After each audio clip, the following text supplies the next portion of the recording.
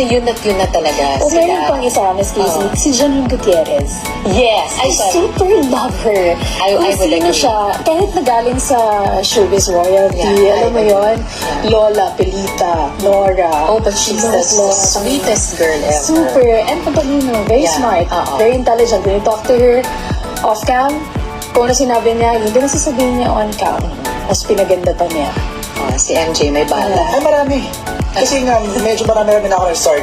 Ang mga realest talaga for me are the Angel Locsins of this world. Angelica Panganiban. Yes. Thea Alonso.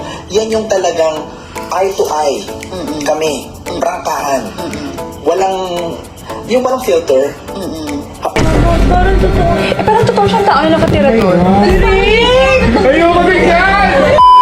Multo-multo? Yes, nakalock in kami nun sa probinsyano naman. Las Casas kami. Sa May Bataan. Sa May Bataan. Grabe na picturean ko talaga. Nakatambay lang kami sa may gilid. Tapos parang dun sa may bahay, may nakatayong parang puting-puting lalaking payat. Tapos sabi namin, may pandemic, diba? Walang tao dito. Tapos sabi ni Direk Ruel Santiago, siya kasama ko nun, tsaka si Nonong.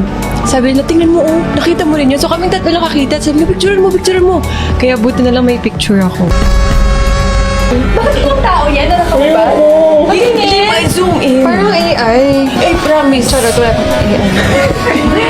Parang totoo.